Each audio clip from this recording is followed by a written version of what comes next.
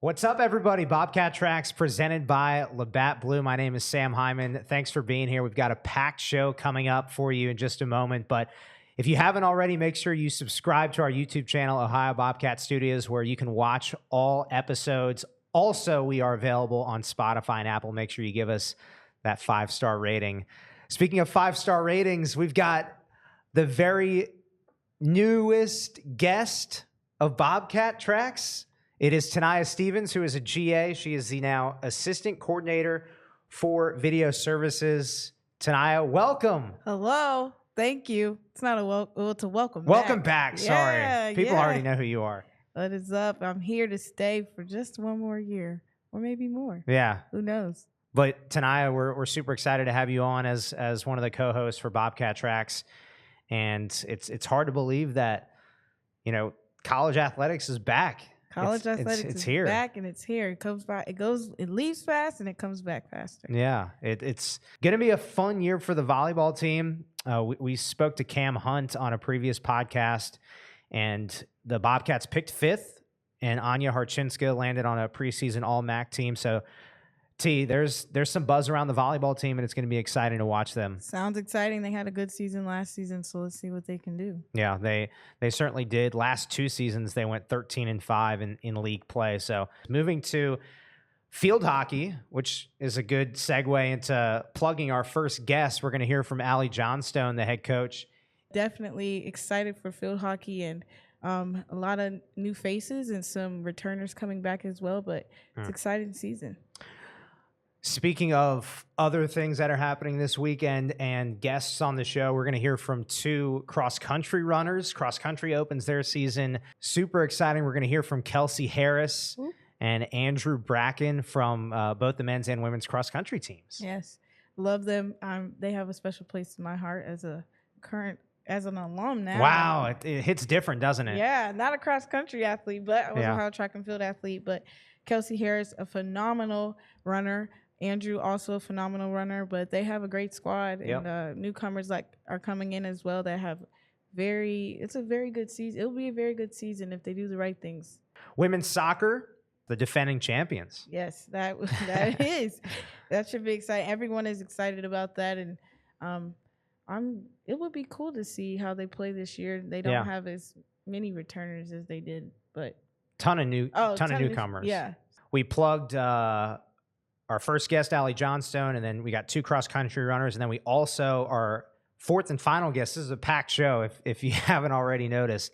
Our 4th and final guest is Russ Eisenstein, who is the voice of the Bobcats for 16 seasons.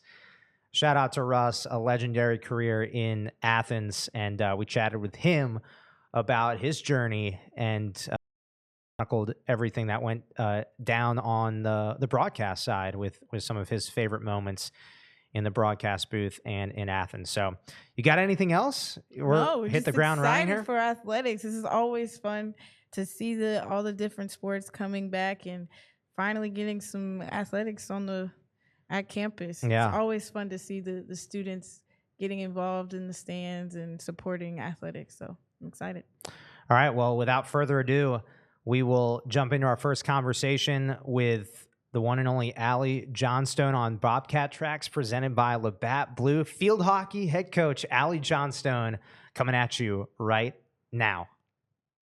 Let's welcome Coach Allie Johnstone. Welcome to Bobcat Tracks.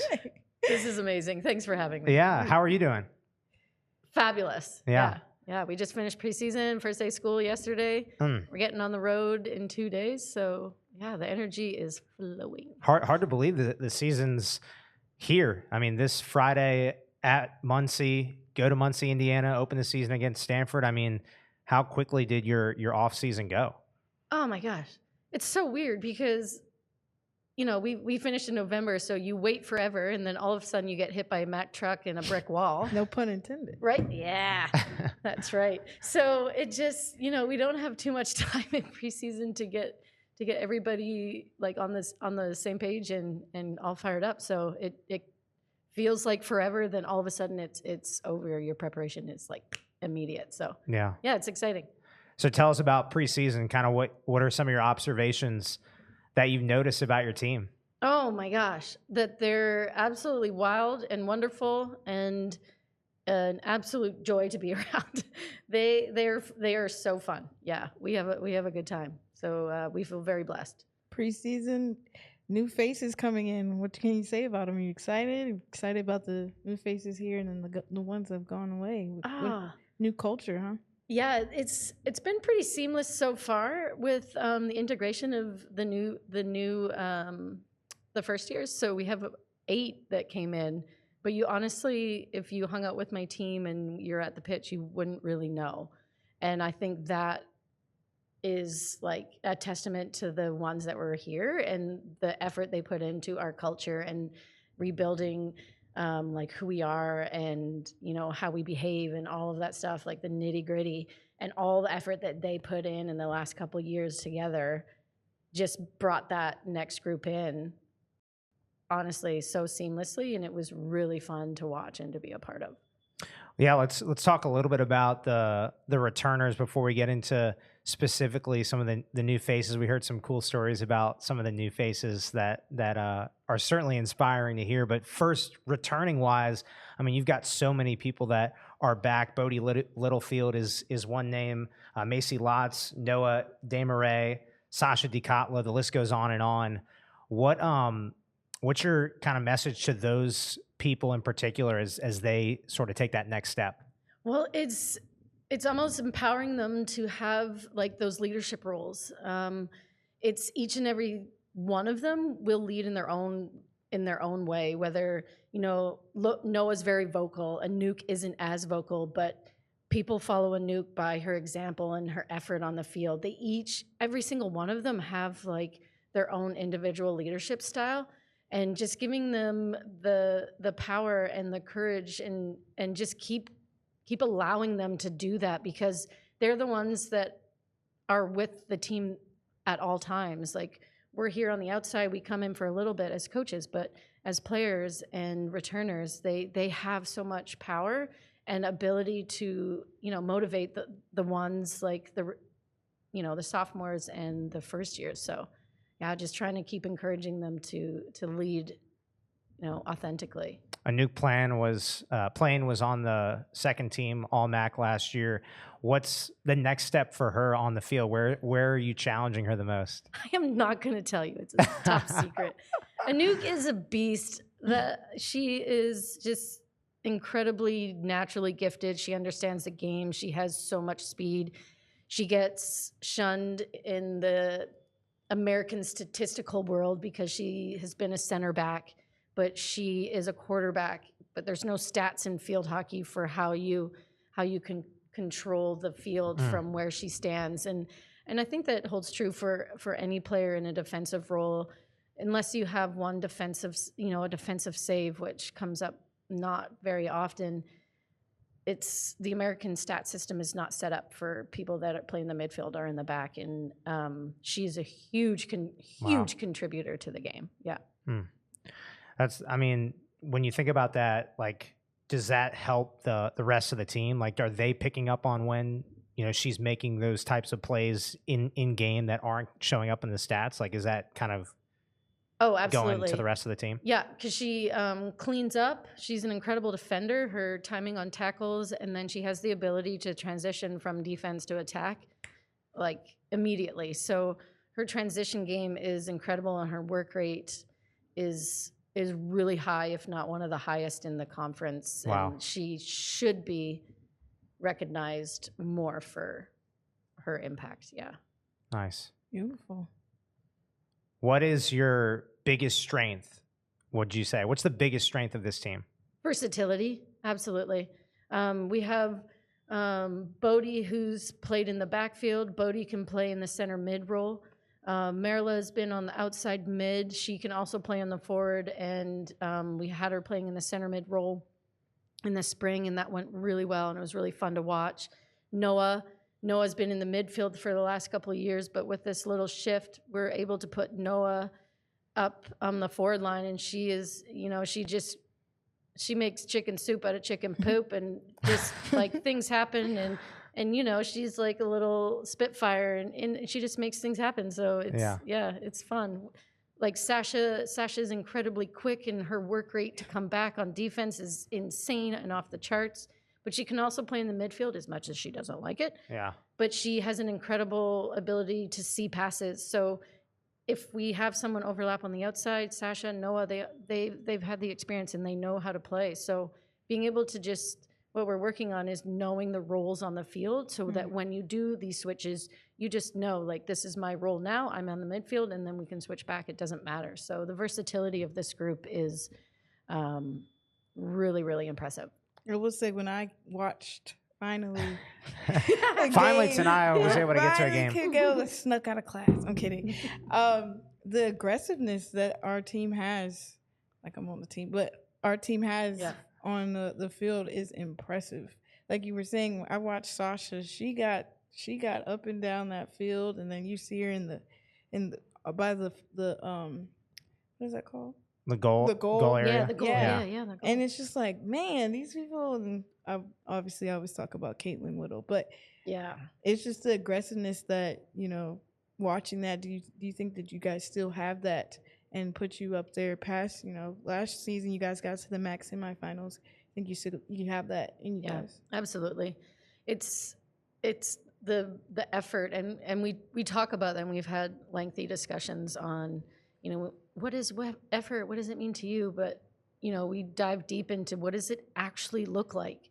And that's what it looks like. It looks like Sasha running 75 yards back from our press. Like, if a ball squeezed through, it's Sasha running 75 yards at top speed to get back in our own circle to play defense as a forward. And it's a nuke transitioning. It's Bodie never stopping, always moving. It's all of them. It's like, it's constant. The effort is high, and when you see their effort, it makes a big difference in the game.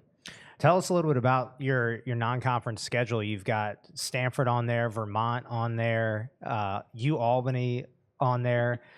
What do you make of the Michigan State, Michigan? I mean, what do you make of your non-conference schedule and how it's going to set you up for MAC play? Yeah, we have two. Actually, the rankings just came out today. Two of our opponents in the first 3 weekends are top 20. So that is a hefty. Yeah. Hefty. What's the word? I don't even know. But just an intense non-conference. Yeah, it's an intense non-conference for sure. And then Michigan State is solid. Vermont is solid. We try to always schedule regionally. It's it's easier on our bodies, as the travel and all of that. We haven't played Michigan in a while. It just, honestly, it's who's available regionally, and then how can we manage it. And then we want some teams that we think we're equal with, and you want some teams that are going to push you to a higher pace so that we are ready for when the MAC schedule comes around. Coach, I'm going to, sorry. Yeah, Sam. Jordan, go ahead. I'm gonna cut in here because I want to ask this question because I don't think a lot of our fans know as much about field hockey. Talk about the difficulty of scheduling for field hockey because there just aren't as many programs in the country, and talk about how that all kind of comes to fruition. Yeah, it's really tricky. It's really difficult. It takes a lot of communication. We're calling, just like every other sport, you're calling everybody in the country to see like who's available. We talk extensively the last 5 years of trying to get a national schedule to have someone do it, just because to help with the travel. It's gotten so expensive just to hop on the bus and go. Yeah. So let alone flights and all of that. But so we're trying to look more regionally. Where we are, we're actually pretty lucky being Southeast Ohio that we can get to like Davidson. Davidson's on our schedule pretty much every year because it's 5 hours down 77. What's been tricky the last couple of years is we don't have our MAC schedule because we've shifted. So JMU joined the MAC, so it took a while for that schedule to come around, and then next year UMass is joining, and that's an entirely different ballgame. So we still don't have a schedule for next year for the MAC conference. So we don't even have the ability now to schedule for next year besides the first 3 weekends. So and then like the ACC and the Big Ten, they have their own little challenges that they've organized for years. So then the rest of us are kind of just who's available, how can we get there, what does your budget look like, and yeah, it's That's crazy. it takes a lot. You're hosting Penn State too. Penn State's we coming are. here. So how it works too, which is really nice, is obviously Ohio State is pretty close to us. So if there's an ability for one of their competitors, like a Big Ten team coming in to play Ohio State, it might work out in our schedule. So we share with Ohio State what our schedules look like, so that someone that playing us, we could just do a swap, so then that they get a MAC game on their Sunday and we can get a Big Ten game on our Sunday. And yeah, we just kind of try and help each other out in that regard. So same thing, like Louisville, if Bellarmine and Louisville, they play on the same turf. If Louisville has someone in town that Bellarmine can play, they hook up with that. Same with Indiana and Ball State. So we try, regionally, we try and help each other out, because the Eastern Board, they just hop in their half-an-hour bus ride and go for it. Ours is, minimum usually 3 hours, and then it's generally 5 to 6 to 8 hours from there on out. A lot of team bonding opportunity there. Listen, the bus is always fun. And just one final point on that. I'm seeing 79 Division I women's field hockey teams. Does that sound? That sounds right. We've hovered around 79 to 81 to 82, depending on people coming into D1. And then Lindenwood last year, the year before, they dropped field hockey. So it has kind of just like hovered between 79 and 82 in the last few years. By comparison, just for everyone's reference, there's 134 Division I FBS football programs. Wow. So, yeah. Yeah. To Jordan's point, scheduling and what you just said is challenging. You got James Madison is joining the league this year. You're hosting them. What do you make of the MAC and the challenges of the league this year? Oh, I think it's great. We have, JMU and historically has been in the top 20, top 25. Miami has made a run for the tournament and has been really close, and it's strong. And in 25, UMass is joining their top 20 team. We will be the largest field hockey conference in the nation. And I think that's really exciting. Yeah. That's awesome. Watch out, the Mack truck's coming. Yeah. Yeah. Maction. No, I don't like that. You don't like Maction? No. Sorry, whoever invented the Maction. Yeah. The Mac truck. Yeah, that sounds way better. Okay. Yeah. Let's get back to the team a little bit, the newcomers. I wanted to touch on some of the specific newcomers that are coming to this program and bringing the energy. Deborah James was one that we talked about before we started recording. Tell us about her journey to Athens. Oh man, you need to bring in Debs and talk to her. She is. Yeah, we will. She's so fun. She was in a late ad. Actually, I was in Belgium coaching with the under 18s when she came on a visit. So I didn't even get to meet her when she came. And so she was touring a couple different schools. But after we talked the first time on FaceTime or Teams, WhatsApp whatever, or something. WhatsApp. Yeah. I was just like, you have to come. Like, I know you need to be here. Yeah. So I was just hoping that she would choose Ohio. Because it was she applied literally, I think, 2 days before the absolute deadline. Wow. And no, she's a joy. She's super fun. She's incredibly smart on the field. She already is like a director. She's learning Anouk's role a little bit in the center. We're giving her some time there to work on like our press and our outlet and where people should be moving and stuff. And she's picked it up really, really quickly. So you said 8 newcomers, right? Yeah. How would you describe the 8 newcomers? Like, are they all similar personalities, different, no. Totally, and totally that's why different? It's amazing. They're totally unique. Yeah, they're absolutely unique. They're fun. They're funny. Some of them are a little quiet because they're still learning. Some it's really far away from home and they're first time away from their family. Yeah, but they push themselves every day. But no, they're all very different. looking at the roster every year, you can see that I believe field hockey on campus is probably the most versatile with people from different countries. Geographically, yeah. Yeah. How is that with like the newcomers? And like you said, there's some of them have not been this far away from their family probably ever, or probably not this long. Yeah. Yeah. How's that coming in as a coach? How do you make them feel comfortable on campus? And then how do the athletes, the returners, make them feel comfortable? Yeah, as well? and that's a good point. We try and get the returners to remember what it felt like to step on campus for the first time. We pair them up in the summer so that an international is with an international, because there's so many different questions that you have before coming, and they've all lived it. So we'll pair like someone like Noah with like Sophie. Actually, we probably paired Noah with Marie because they're both from Belgium, but we call her Mo. But now actually she's gonna be one that we have a new nickname every day. Every day. I thought you were going to say Mo. every week. No. She's also Moaka. That's our favorite. So Mo speaks like 4 or 5 different languages fluently. Wow. Which ones? Which languages? Oh, of course you gotta ask me that. Sorry. Definitely French. She's French. Okay. She speaks Dutch, Flemish, I think. I think German as well.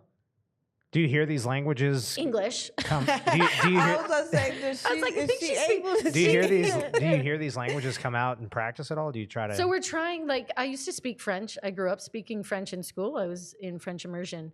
And so I was telling Mo this. And so she's like, oh, you speak French? I was like, shoot, it's been about 25 years. And so now we're just like, we're trying. Now I'm trying to like bring back my French. But Birdie, our GA, same thing. She can speak French. She's from Ireland. So we just like, we're trying to learn all the languages because we should. So yeah, it's fun. Yeah. I think that is so fascinating. T brought it up about just geographically recruiting wise. Yeah. You know, you're tapping into so many different countries, right? Like, Yeah. that's got to be fascinating. Do you have an interesting story from your time recruiting since you've been a coach, whether it's here at Ohio or before, like international recruiting? Man. Like, did you go to a certain restaurant with a recruit in a country? Like, I and wish my love the budget food? said that. what's your coolest memory from recruiting internationally? So to be honest, we don't get to travel to these places. We meet them online. So we get their videos, and if we see something, if their video sparks joy in us, we talk about that often. Like, does their style fit what we're looking for? And then we meet them, and we spend time with them, talking to them extensively about what it's like to be in America, and we just get to know them honestly, like via Teams and Skype and all that fun stuff. You've been to a lot of the countries, though. I have. I got super lucky. I always joke that, like, field hockey, we didn't make any money playing field hockey, but I did get to travel the world. So where's the coolest place you've traveled for field hockey? I mean, I've been to South Africa, played in Australia, Argentina. The Junior World Cup was in Argentina, Australia twice, all over Europe. It's hard to pick. Yeah. It was, I mean, sometimes you don't actually get to see the country you're in when you're playing. But when we played South Africa, I stayed to travel through Mozambique and Botswana, and that was really, really, really cool. When we were in Australia training, I got to stay and live in Australia for about 6 months and train with 8 of the other Canadian players. I played in Germany. I lived in Germany and played there in their premier you mentioned division. South Africa, so you probably were able to relate with Sasha on some of the things that you experienced in South Africa, right? Yeah, because we trained in Pretoria, and she's from the Joburg area, so it was the similar area. And like I ended up doing like 4 summers in a row because just where I was in the world, I never hit winter for like 2 years. So it was like That's been nice. summer home, and then it went summer somewhere else, and then it was home, and then it was summer. It was wild. So are you talking about when you were like into pro with field hockey and you did traveling. How does that work when you are beyond college and you want to continue on? Yeah, I played for the Canadian team, so field hockey doesn't really. There's some club teams in Europe that will pay you to play. It's getting bigger and bigger. They have the FIH Pro League, which is the national teams now play in like a separate little tournaments besides like the World Cup and stuff like that. So, but the club teams in Europe, they'll pay people to go.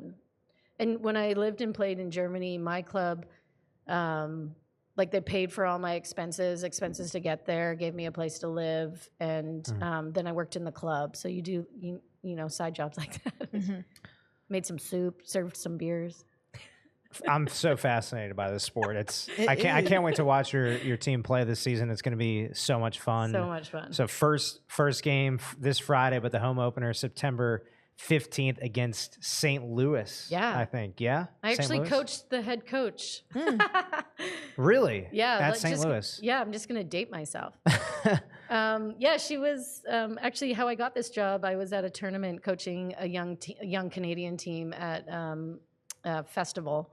It's called the National Festival Tournament. But yeah, I was coaching her team. I have to ask her. She must have been like 14 at the time.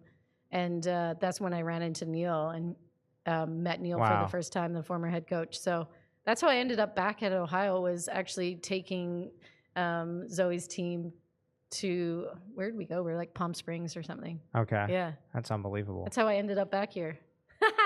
November 2017 was, I think I saw on your bio, that's when you were hired as the head coach. Oh yeah, right. Yeah, the end of 17.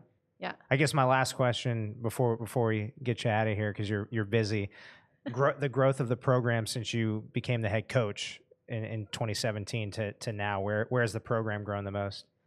I would say culture, definitely. We it was rough, I'm sure, for everybody in COVID, and we had to like go back to square one and just like, one, grief about what happened, and then 2, talk about what happened, and then 3, we finally started to get through like how you behave, how you want to be known. Like, what does it look like from the outside? If you're gonna walk past my practice, what does it look like? And all the things that we value, you should be able to see, whether it's on the field or it's in the classroom or it's walking down the street or it's going to, like Tia always has an amazing speaker come in. We talk about mental health. They are present, and that's what we want.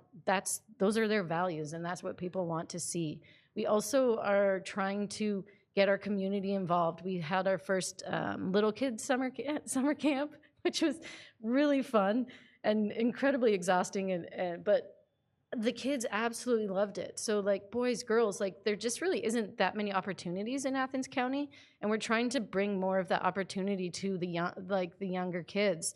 You know, not obviously, but I have 2 kids. I have an 8-year-old and a 6-year-old, and like they can't play the sport that I grew up playing, and it just like, it makes me sad. And obviously I want that for them, but I also want it for like the young girls out there that have like softball and volleyball and basketball. But what other sport? There's so many sports out there. Track and field. They should be trying all of them. Yeah. And like it just was like, well, it's on us. I can't wait, you know.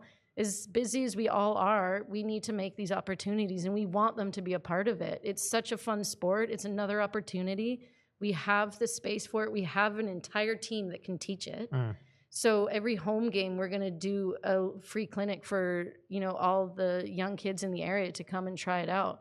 And they all said they're like, I want to play every day. And I was like, man, this is so great. So like, yeah, we're figuring it out. There's definitely going to be some bumps along the way, but honestly, like bringing more opportunity for our community and kids to play is our absolute mission for the year. Yes, we want to win. Yes, we have our values.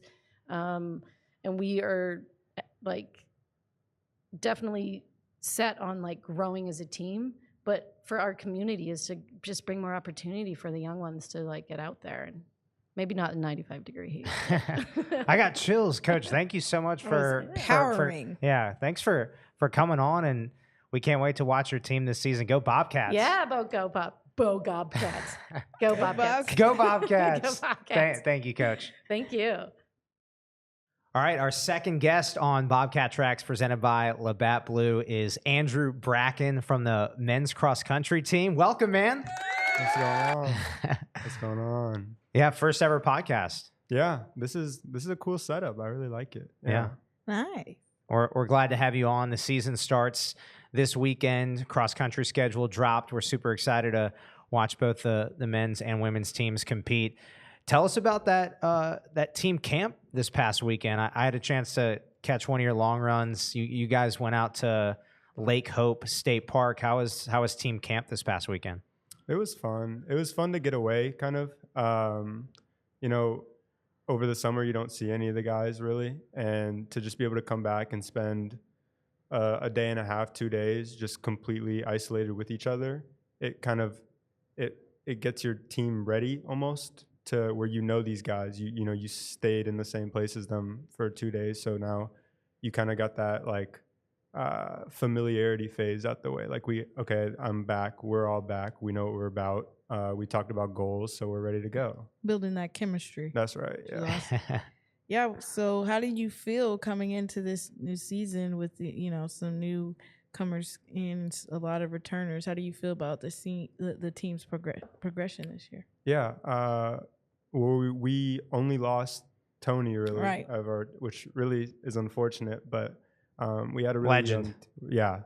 Absolutely. OUXE legend. We all love Tony, yeah. But returning most of our top guys looked really, really good for this season. And, everybody had a really good summer. Everybody was putting mileage in and working their hardest to be in good shape. So far it looks really good. We have a really good group going for workouts and every day. So it's really easy to train when you get back here and you're running with 20 guys compared to just running by yourself. Definitely definitely hard to train over the summer. Long days. Yeah. Long days, yeah. Was a lot of your training over the summer by yourself? Yeah, I did. I'm thankful that I'm near Columbus where I have a few teammates that are nearby and my high school teammates now on the team. So I got to run with him a few days a week, towards the end especially, but yeah, most days we're by myself, but it's fun. It's fun to be at school where you run with everyone and then come back home and it's just like, oh, I'm by myself. Okay, now it's time to reset. And then by the time you get sick of it, you come back to school and it's a good transition, I think. You were talking about goals, how your team, both the men's and women's cross country teams, did a little goal session at Lake Hope State Park this past weekend. What are some of the goals that you have for this cross country season? So me personally, I find it tough to come up with like result goals, what I want. But one thing that I definitely want is I want to try to be all MAC. I think I can. I think it's a big jump, but I think the training's been going really well, and I've talked to the coaches a little bit about it, and it seems like they're on the same page, which is always good to have the same. They can train me for what I want to do. But then also I want to be a better leader for this team. There's never enough leaders on a team. I want to help our team do better. We didn't really have the finish we wanted at Max last year. I think some of us have a little bit of a bitter taste in our mouth from that. So we want to come back and do much better, and we think we can. So that's good. Yeah. Breaking that freshman, not feeling, just trying to fill out. Now you're in that sophomore role where you're still young, but you also understand what is needed to. The ropes. Yeah. What's the biggest thing you've learned from freshman to sophomore year about running and just being a student athlete here at Ohio? Yeah, definitely time management's I think the biggest thing. If you want to do it, you can, but it takes a lot of sacrifice. And I didn't realize that. You always hear it. It's like, oh, if you want to do this, you're gonna have to sacrifice to get there. But you don't really realize it till you get here, and it's like, okay, well, I wake up, I run, I go to class, I eat, I go run again, and I go to bed, and that's my day. So what's an example of like what you're sacrificing? Yeah, my homework. What are you sacrificing? Sacrificing time with friends, doing whatever. I don't really have time to do anything outside of the work with the team and run and do my schoolwork, especially when you're taking I think I'm taking a harder course load. It's tough to find time to do like personal life. What's your major? Biology, Oh. microbiology. Yeah. Nice. Interesting. That's really cool. So we talked a little bit about the team, yourself, your goals. What's your sort of mileage looking like on a week-to-week basis right now? Yeah. So right now we're in like peak mileage. So the highest that we'll hit for the season. And my range is 85 to 90 miles a week. Sheesh. 85 to 90, just casual. Yeah. Yeah. Your body's handling that pretty well. It was rough the first few weeks for sure. Like you'd feel when you'd start the run, the first mile, you kind of got to warm up into it. Your legs What is stiff. the pace for that? It varies on the day. I think it averages out for the week to be just under probably 7 minutes per mile for most of them. But you have your easy days. Smooth. You have your easy days where you go slower. You have your long runs where you're kind of in the middle, and then you have your workouts where you're going much faster. So it changes based on the day. So it's not just monotonous day to day. Like every run is you're just doing the same thing. Yeah. It makes it much easier mentally to get through 90 miles. Oh.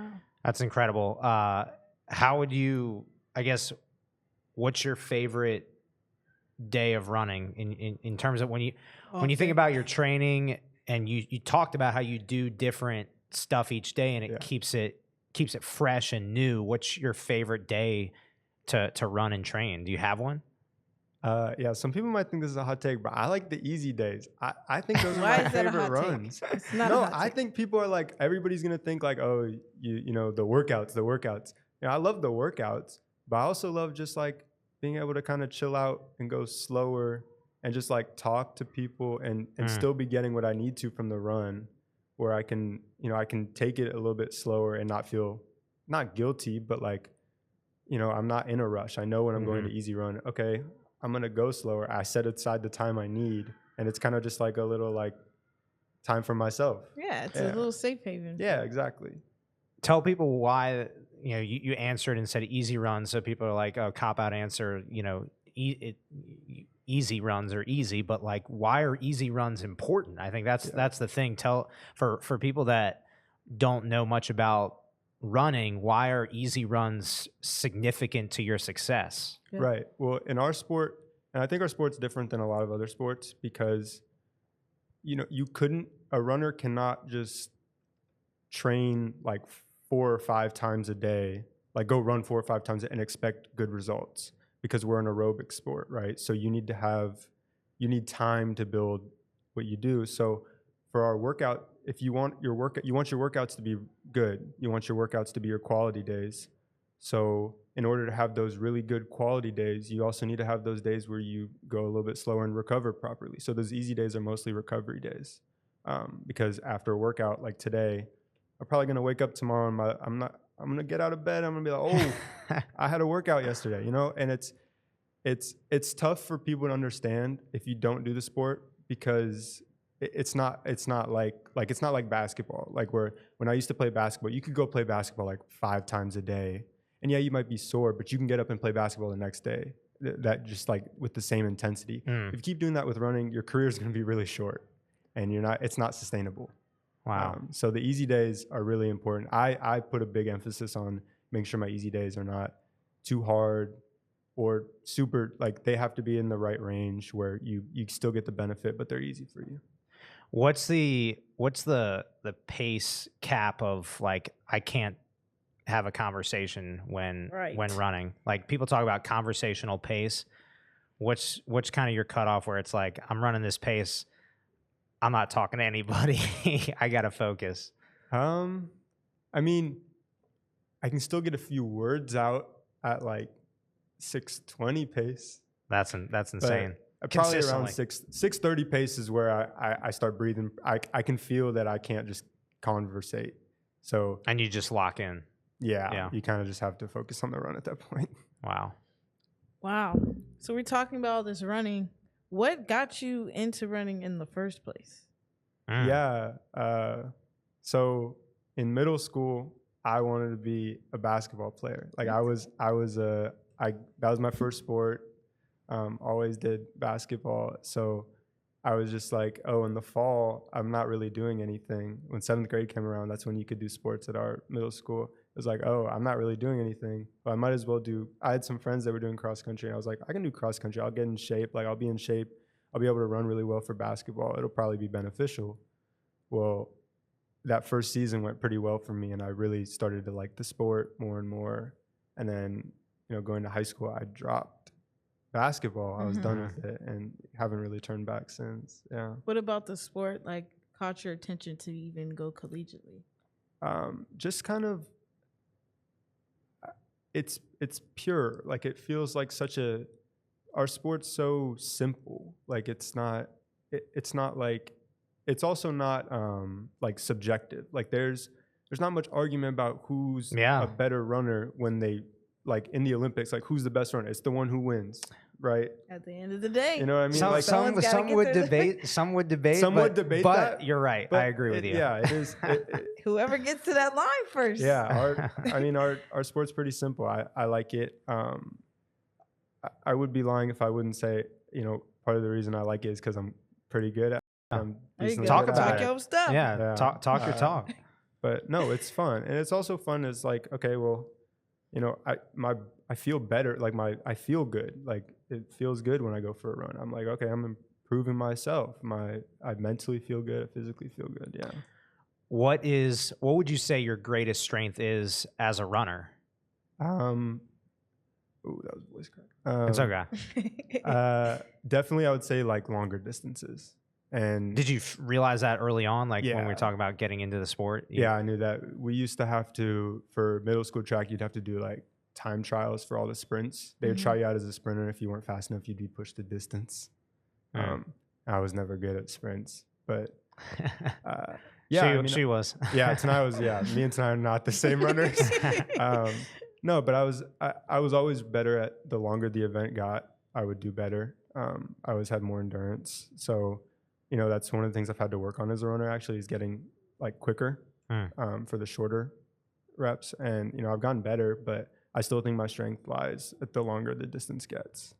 Wow, that's you gotta really train your mind when you go long, like when you run long distance. Yeah. How do you do that? How do you train your mind? Like, what do you tell yourself in your head to keep moving? Yeah. I didn't realize until last year how much of a mental game, especially the really long race, especially on the track, or on the cross for the 10K. I mean, that's just a 30-minute race, right? Like, that's what you run at max, is it? 10K? Max is 8K. Max is 8K. Okay, max which is still what, 5 miles, just under 5 miles. So it's still a 24, 25-minute race, which is still a long time to be thinking. And a long time to be hurting. But most of the time, what I try to do is I try to break it up. If you try to break up the run in either miles or like get to a landmark, like, oh, make it to up there, make it to that hill, just get up this hill. That can be really helpful mentally, just to like small goals on the way there. But yeah, normally by the end, it's mentally you're pretty destroyed. It's pretty rough. Are you like? Did anybody in your family run? No. Collegially? Are you like nobody even one ran, of one in your family as a runner? Nobody even ran like period. Like nobody ran around. Like nobody ran. Nobody does hobby jog. No. Not You really. just took it under your wing and Yeah, I guess made so. it your own. Yeah, my dad's side of the family was all basketball. Uh-huh. And my mom's side of the family, they didn't really do sports because my mom's from India. They don't really do sports like that over there as much. So Your life sounds like mine. I played basketball in middle school. I had to pick between basketball or track. My dad was a basketball player, and then I quit basketball to run track. yeah, well, I guess I don't know. I do feel like a lot of people do quit basketball, particularly to do track. It was good. It's good for stamina. That's what I'm saying. When you transition, I had the best track season right before, but then after that, it was. You just kind of fall in love with the running, which is weird, but yeah. That's crazy. So you definitely watched the Olympics this summer. Yeah, I watched Track a lot. track and field was one of the hot topics, especially because there is a documentary out called Sprint Yeah. that they feature a lot of Yeah. athletes. Maybe there'll which be a doc for there's distance. sprints I hope and so, I hope distance. so. So they should after the Olympics. What races did you watch, and what was a race that really was something that captivated you? I watched almost every. I can think of almost every race. Like Yeah. what happened. What's the race for you? The race for Come me has on. got to be the 10. There we It's go. got to be the That's your bread 10,000 and meter. butter. The men's 10,000. It's either the men's 10K or the men's 1500. Yeah.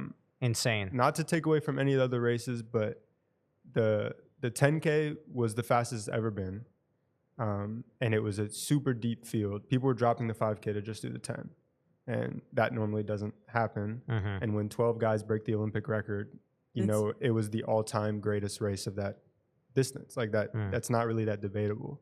And then the 1500, you know, you had the two big favorites, Jakob and Josh Kerr, and then here comes Out of- Cole out Hocker. of Here's Cole nowhere. Hocker out of nowhere. And then Yard gets third, and Hobbs Kessler gets fifth. It's just like the U.S. showed up. You know, Jakob kind of got beat, didn't make the podium, which is kind of rough for him. But they came back and won the 5K, Yeah. which was cool also. But Are you the type of runner that like is like a Jakob Ingebrigtsen and sets the tone and runs out front, or do you like to sit back and kind of creep up on people? Like your race strategy, does it resemble a Cole Hocker? I want to come from behind and shock you, or leave stuff in the tank, or do you like to get out in front? I would call myself kind of a in between. I don't have a kick like Cole Hocker. For sure, I don't have a kick like Well, that's yeah. insane. That's insane. The But mindset to try to go that way. No, I'm more of I'll sit in the middle of the pack, and I'll just kind of hopefully people will just fall off, and then I'll be able to close a little bit more.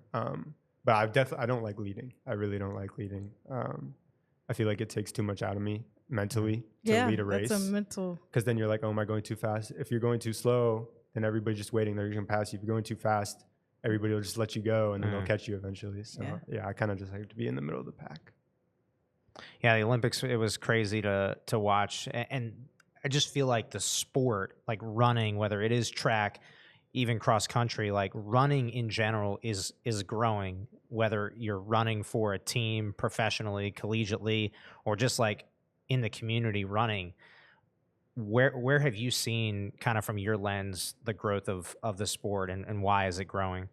Yeah, the sport is clearly bigger than ever. I mean, like the attention that got on, you know, whether it's the sprints have historically been the bigger than the distance, I think, in terms of the people that watch. But even the distance, I mean, the love that you're seeing for runners like Grant Fisher and Cole Hocker, like almost kind of universally in the U.S. is like, okay, well, he's a common name now. Like that doesn't show up. Normally you'd have to only talk to a runner.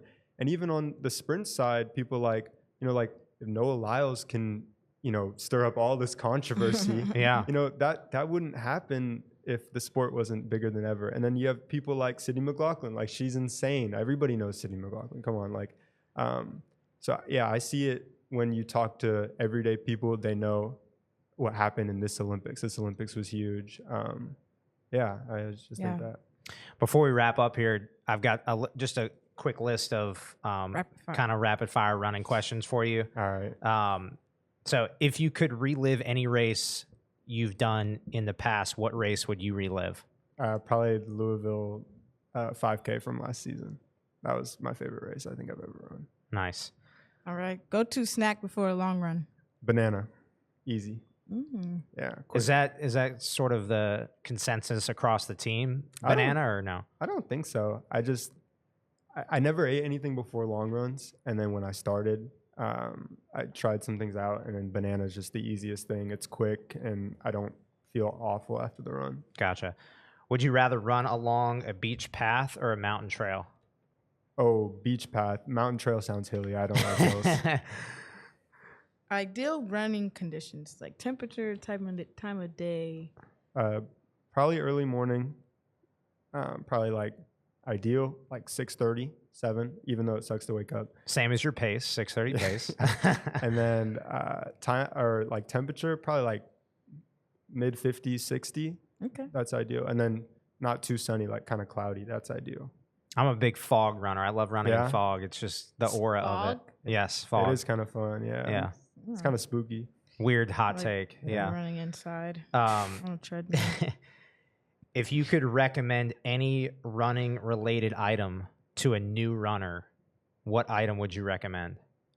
Ooh. Ooh. Like, I'm not gonna say shoes. Like that. Right. Like I think cheating, that's the like, yeah. cop out Can I answer. hope this year? Probably like bands. Like I use like Like the knee band? Resistance bands? like kind of like for like I use those all the time because Yeah. my knees and my legs hurt, and that's how I feel better. Yeah. I like stretch out Do with you those all the do you time. use resistance bands a lot? Yeah. Yeah. Yeah, we do in the weight room now, that's but yeah. at home I use them like almost after every run, Mm. or else I would feel pretty bad afterwards. All right, last one. I didn't have this one written down, but it just came to me. One word to describe your team and why here at Ohio. One word, I would say committed. You know, I think that's a fairly basic word, but right now we have a really big group of people that are all on the same page, and that's really fun to see. And it'll be interesting to see how it plays out. You know, we can talk right now, but you know, nothing really matters until late October, November. So yeah, I guess we'll see how it goes, but if we can keep the commitment, it should be good. That's a fact. Yeah. Well, Andrew, really appreciate your time. Thanks for coming on. You're one of a handful of guests we have on the show for this month's episode. Another one is Kelsey Harris on the women's cross country team. We're going to hear from her in a second. I think she's Right behind. yeah, she's kind of getting She's a lurking. glimpse of some of the rapid fire questions we're gotta going to be switch asking 'em her. up. Yeah, but Andrew, thanks so much for your time, man. We really appreciate it. Yeah, thanks for having me. This has been fun. Our next guest on Bobcat Tracks, presented by Labatt Blue, is the one and only Kelsey Harris from the women's cross country and track and field team. Kelsey, thanks for being here. Of course, I'm excited. This is awesome. Yeah, we're excited to have you on. How's everything going so far? You're about to start the season. Cross. Yeah, I'm excited. It's been good. We've been back for a couple weeks, so feeling good. Today was like probably the most stressful day of my life, but Oh gosh, what that's happened? okay. Just lots of class, lots of stuff, lift. First like just real workout day on campus, so but it's good. Good stress. We talked with the men's cross country, Andrew.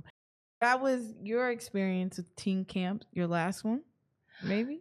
Surprise, not really. I'll be back for a fifth year, so Oh, okay. second to last, but yeah. Well, how was the experience? It was awesome. So we went to a new place, Lake Hope. It was a good time. We have an awesome new class of freshmen, so it's awesome to like get to know them and bond a little outside of just running. So it was really fun. What are some of the goals that you have for cross entering the season? Yeah. So at camp, we actually discussed like a lot of stuff like that. Coach is funny because she likes to keep it like not based on like outcomes. So we have a lot of process goals, like, team bonding and getting to know each other. And then, doing the little things outside of practice, which is super important. And then of course, like for a lot of us in the back of our minds, we have big goals, like, winning a conference championship, which is one of my biggest goals for sure, which I feel like should be a goal for most people going into a season. So that's my big goal. And then regionals, want to perform as best we can. And I think some of us are motivated to try make a national team. So got some big goals, but conference is first. So we're focused on that, I think. What do you feel like the strength is of the women's cross country team?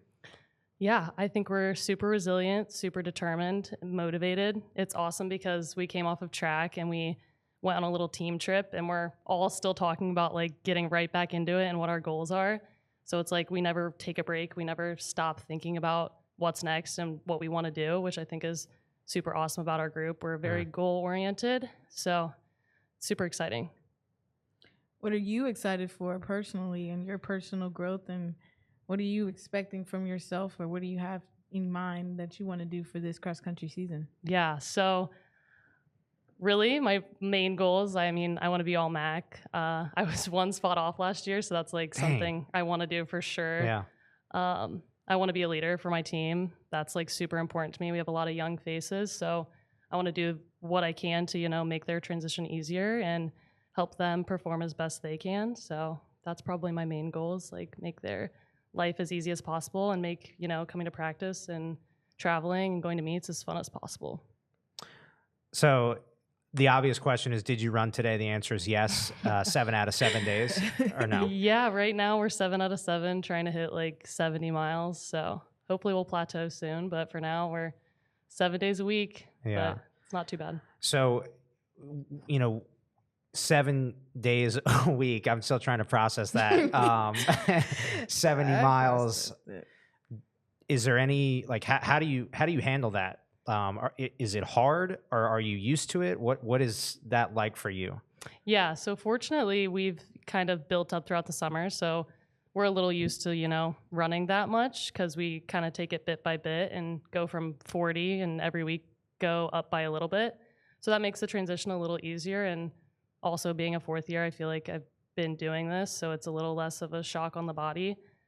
But basically just take it day by day, get through one day, one workout, one double, and then move on to the next. And focusing on recovery for me, I feel like I'm getting old, so I'm in the training room a lot and stretching and stuff. So yeah. What's like the biggest thing you focus on during recovery? Yeah, so I love getting needled. My PT, shout out James, he's awesome. James. He keeps Dry me, needling. Yes, yeah. Over cupping, you like dry needling? Yeah. I got into it last year, and it's been awesome. So That's a rare thing. It's a rare for people take. to like that. But Yeah. I was on that same page. Yeah. I love dry needling. So what is it? How does that help you? it's a good question. I don't really know this like scientific part of it, but I guess that's a question for yeah, James. But I know, right? I guess like, what does your body feel like afterwards? How does your body Yeah. take it? It feels a little sore, but most of the time it just feels like it loosens the muscle up, and for me it just takes a lot of pain away. So not super into the scientific aspect, but Yeah. it feels better for sure. So Yeah, it's like more a lot of tightness, and when that needle hits that certain Mhm. nerve, it kind of releases the Mhm. tightness. yeah. the I've had it soreness- done. I've had both dry needling Mhm. and cupping, and I can't say I'm like team this or team that. It's kind of like I'm in between. When you get older, your team whatever helps. That's yeah. Right. That for is sure. that is very true. Very true. So let's kind of go back in time a little bit to your introduction into the sport. Sure. When did that start? When did your love for running start? Yeah, I feel like I have a pretty basic story. Like a lot of runners didn't start necessarily just running. I was a soccer player, and I had a teammate that was running just like a road 5K, like most people do sometimes. And so I got roped into running a little road 5K, and it went really well. And my parents were like, "What? This is weird for that to have gone so well, and for you to have liked running at such a young age." I think I was like 10 or something, running in a little road 5K. And so from there, I joined Girls on the Run in elementary school, which was fun, running like a couple times a week. And then at the end of Girls on the Run, we did another 5K that went like a lot better than the first one. And my parents were like, again, what is going on?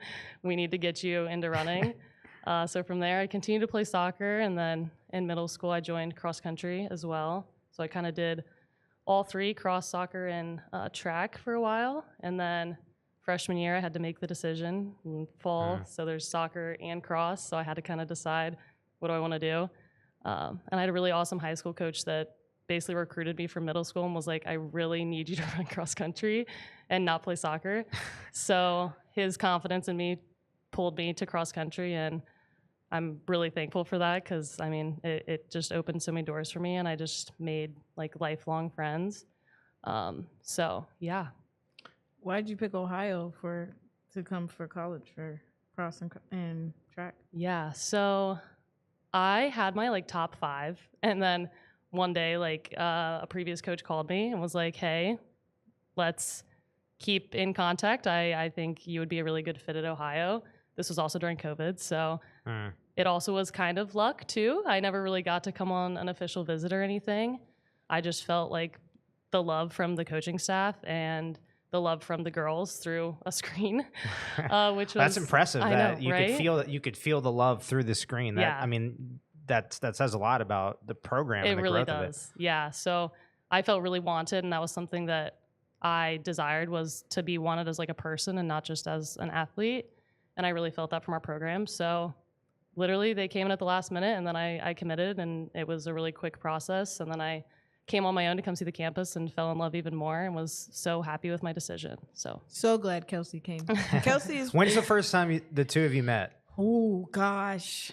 yeah, my freshman year probably what, like fifth year, fourth year, yeah. seventh year. Fourth Wow. year. Kelsey is an integral part of the culture change for cross country and track and field. She did phenomenal last season. With 2 seasons ago, she did phenomenal then. But she is one of the reasons why cross country and track and field is such in great shape that she look for the years to come. Wow. And Super it's proud of because her. I had awesome leaders to look up to when I came in, like T, who welcomed me in so nicely and showed me what a true This leader girl is. has a medal, guys, in the MAC. Just to let you know that. Legendary. Legend. The 10K runs through Athens. Oh my God, the best caption ever. That was awesome. Is that Taylor who came up with Taylor, that? yeah, Taylor? she's the Yeah, best. the 10K runs. Like, it's just perfect because obviously runs, you get Yeah. it, right? It's Yeah. just, it's so good. It's She's so the best. It's so where do you feel like you've grown the most as a runner from when you got to Ohio to now? I think we touched on it maybe a little bit, but like specifically, was there a turning point like throughout your career so far here where you were like, I feel like I'm getting there? Sure, yeah. When I first came in, I was redshirted freshman, my freshman year in cross and indoor. I had a couple injuries I had to work through. So I think after that, I kind of got into my first full year, sophomore year, and I think that was a big turning point for me, getting through all 3 seasons healthy. And then junior year, I just built my confidence and worked really closely with my coaches, and they're awesome and just instilled confidence in me. And then I think from there, like, I just believed in myself a little bit more, and training kind of came together, and my body was being held together. So everything kind of came together at the perfect moment, and I think that was my last like couple track seasons, indoor and outdoor, kind of went better than they ever have before. So I'm just excited for the momentum going forward. Explain to people the kind of the dynamic of cross season and like is it your favorite season? Is it a season that helps you achieve things in track? Like what is it for you that the cross season does for you sure. specifically? Yeah, for me, I love that question because I can never choose what I love the most. All of it's such an integral part of being a distance runner. So I always feel like when I'm in cross, I'm loving cross. When I'm in track, I'm loving track because it's all such a big part of how you get through the year and how everything falls together at the right moments. So I think summer is so important. That training block is like so important to how cross, indoor, and outdoor go.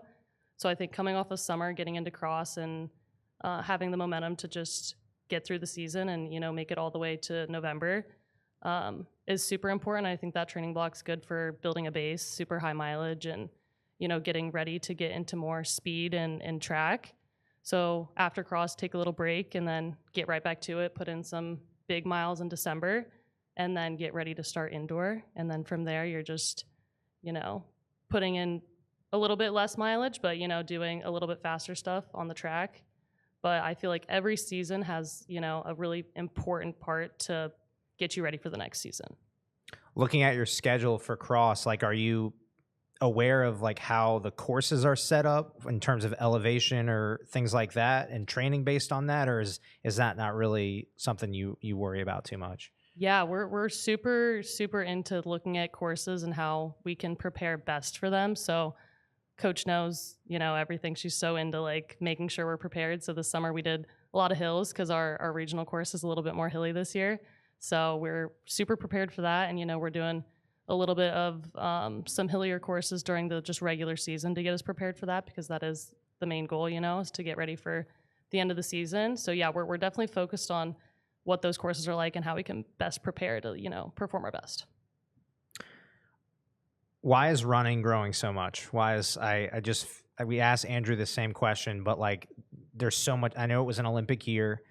You watch the Olympics? Oh, of course. Yeah. Of well, course. we can do a quick chat about that too on this, but like there just seems to be some sort of buzz and momentum, whether it's a distance and or sprint. Why do you feel like it's growing a lot right now? That's a really good question. I do think the Olympic year really helped, but I think the like boom in running was a little bit before that too. And I think social media has like a big part in that.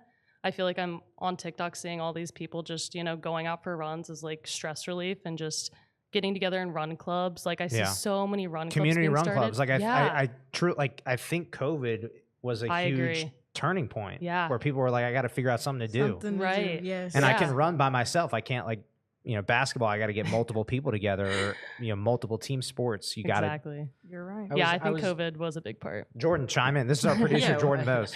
Well, I was just about to suggest something very similar, Sam, because I think during COVID, you couldn't get together with people inside. Right. So outdoor activities kind of naturally kind of kicked up.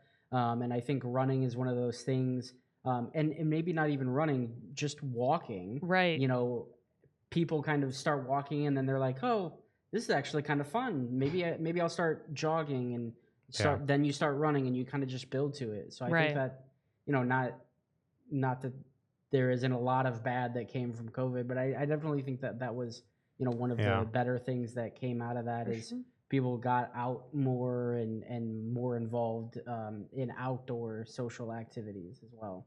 For sure. Definitely when we had to keep training through COVID, I was seeing so many people out on just bike paths and in trails walking. And I think that, that did transition to, you know, people getting out to run and then run clubs being started. And now on social media, I'm just seeing everyone wanting to go on runs and train for half marathons and marathons. That's a big thing right now too, is that I'm seeing. Won't see me there, but yeah. I'm supposedly running one soon, but we'll see. That's awesome.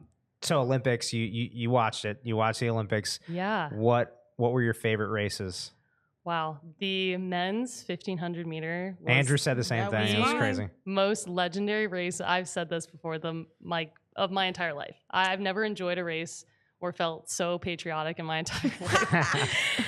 That was amazing. When people thought it was going to be Josh Kerr or Jakob Ingebrigtsen, it was Cole Hocker. Right. It was just the most legendary story ever. Just underdog story. No one's thinking about him. Everyone's worried about Jakob and Josh, and that's the perfect setup for the underdog to come in and take it. And I'm so glad it was Cole Hocker. So awesome. Yeah, that's amazing. Any others? Any of the women's races, or did you watch the marathon? That was a long in the middle of the night. Right. Yeah, it was like 2 a.m. No, I didn't get to watch the marathon. I woke up and checked the results. Yeah. But Dakota Lindworm, 12th, I believe. Yes. Awesome. Yeah. Awesome finish. Yeah. I definitely liked the long distance events, of course. The 5K, 10K, those are always awesome to watch. I also loved the 5K and 10K men's races because, you know, Grant Fisher, awesome. Yeah. Love him too. Those were probably my second favorite races. Just seeing him double bronze, like that's just legendary. Yeah. That's so you don't have like a favorite distance. I think you kind of hinted at that earlier when we were talking about the cross season. There isn't like a sweet spot distance for you, because I think Tony, when I interviewed Tony Tonkovich, he was like, you know, Matt Centrowitz is his idol, and 800, right? I think Centrowitz 800. Like, yes. He talked about how like that's 800 is his sweet spot. Maybe that's changed, but like you don't have a specific distance that is like your favorite. Sounds like you're versatile and you love being versatile. Yes. No, I love the aspect of being able to run like multiple races. I definitely have just a special love for the 5K.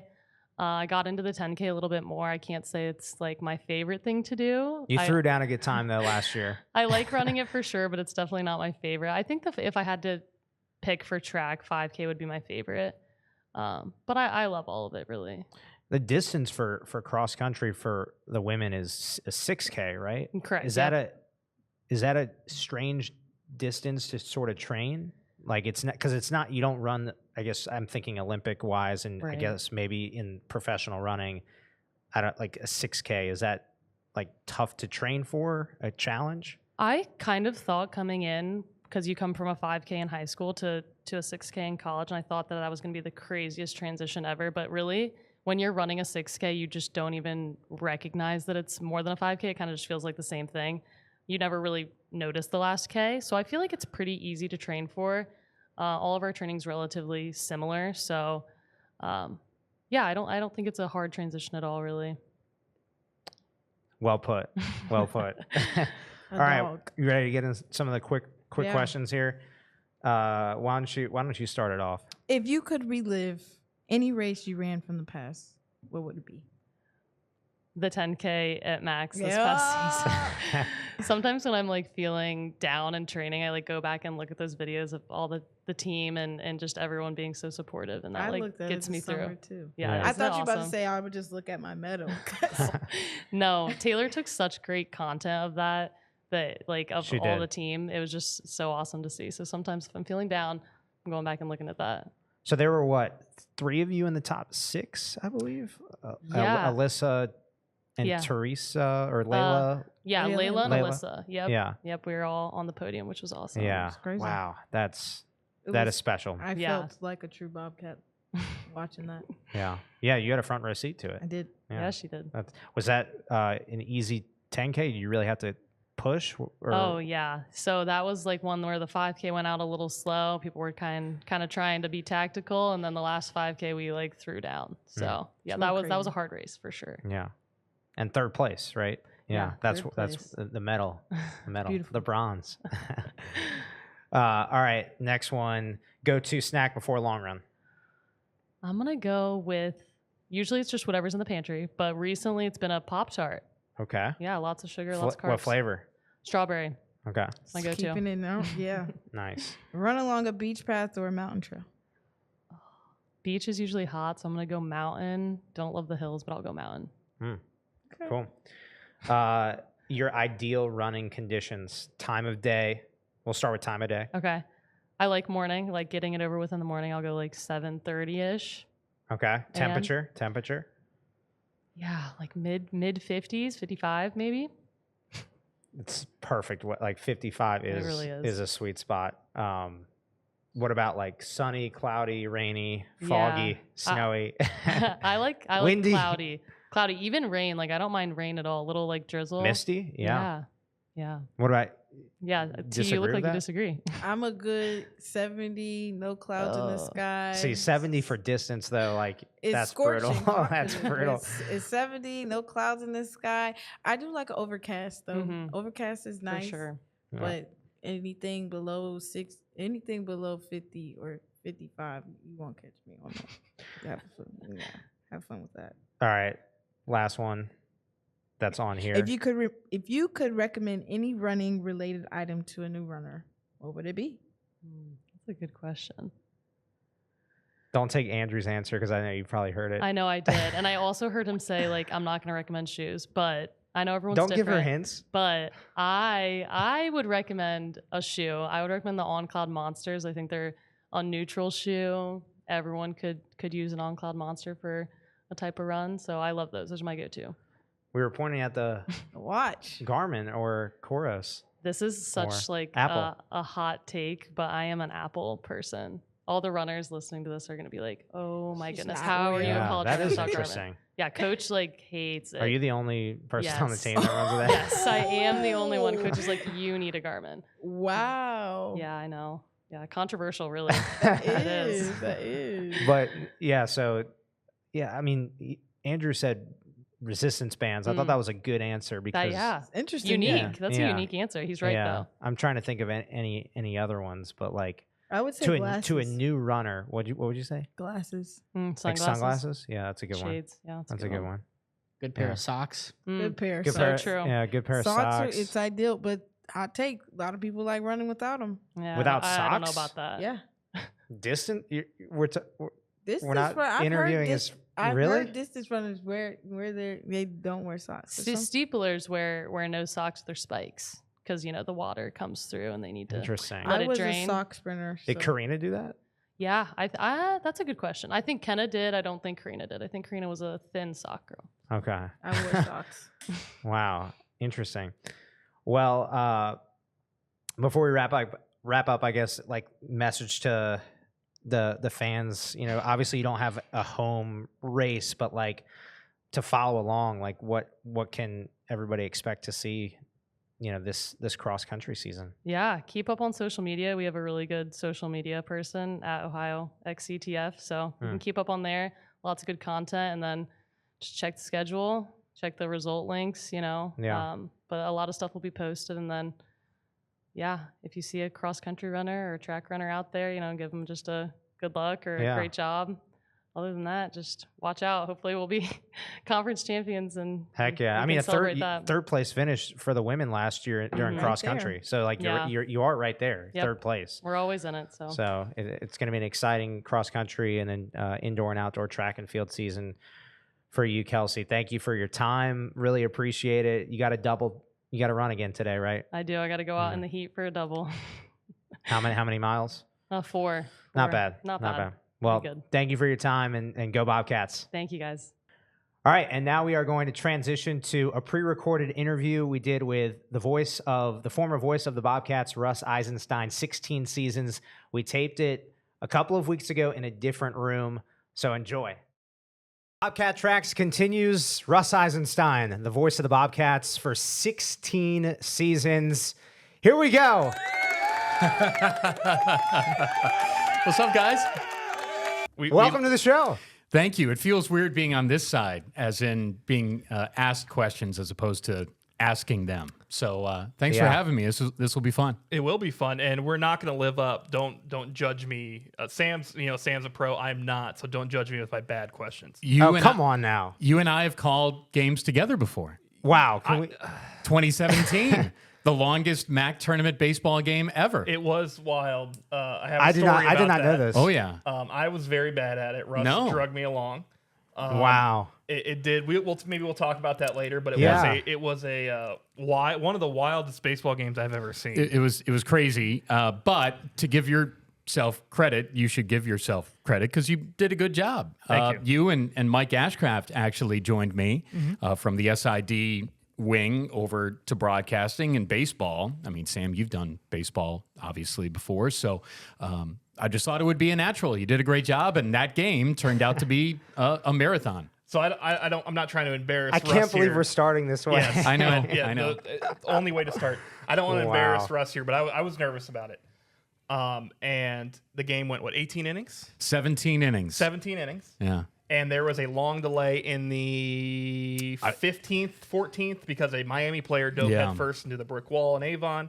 Pretty scary. He was okay. Yeah. But before that, I mean, we're in the 14th inning. It's a long game. Obviously, I have been able to get up and let Russ call the game by himself and use the restroom. Yeah. Russ turned to me in between innings, and he was like, "I got a half an inning left, and then you're gonna have to bring us out of this."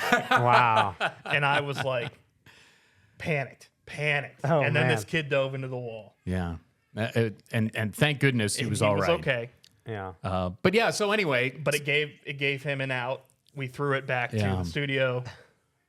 Thank goodness. And I did not have to call a batter by myself. Point being, we've worked together before Yes. on the mic, and Sam, you and I did, which was great, doing baseball this past season together. And so I just thought it'd be really cool to get with you guys and do this. Yeah. I can't wait to unpack a lot of stuff with you. 16 seasons, a legendary career at Ohio University. There's no questions about it. 16 seasons. We're going to start at the very beginning, August 31st, 2008, your first game. What do you remember about what you were feeling, and tell us about what game it was? Oh my gosh, I was so excited. I was so excited on the trip. I was so excited to be at Ohio to begin with. So the plan was working perfectly. And in broadcasting, as we know, that it's not always a connect the dots. It's not always A leads to B leads to C.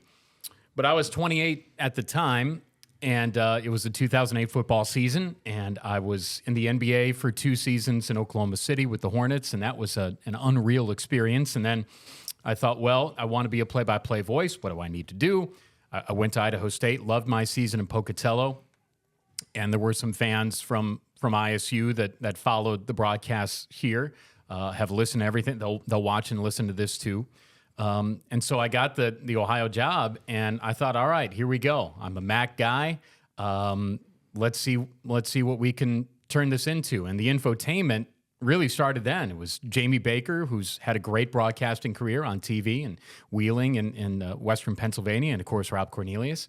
And at the time, I wore a suit for every game, and it was like 80, 90 degrees in the high plains, right? But it was a wild game, and that team went 4-8, but was so close to so many other wins. It was a close loss at Wyoming. It was a close loss at Northwestern. It was a close loss here to a really good Central Michigan team too. But I was so proud and excited and ready. And I knew that I'd introduce some things that hadn't been heard before at Ohio, or the way that we covered it. And at first it was, well, who is this new guy? And these are new and maybe weird things we've never heard before. But that started it. Close loss. But I remember on the flight there, Frank Solich was walking on the aisle on the plane, and he looked at my chart. And at that time, I use a service now, but at that Do you still have the chart, by the way? I somewhere in a box I do. But legendary. At that time, yeah, I did it all, the markers and the writing and everything, and Coach looked at it and said, "What's this?" And I said, "Well, it's my chart." He said, "You do this for every game?" I said, "Yeah, I do." And he kind of went, "Huh?"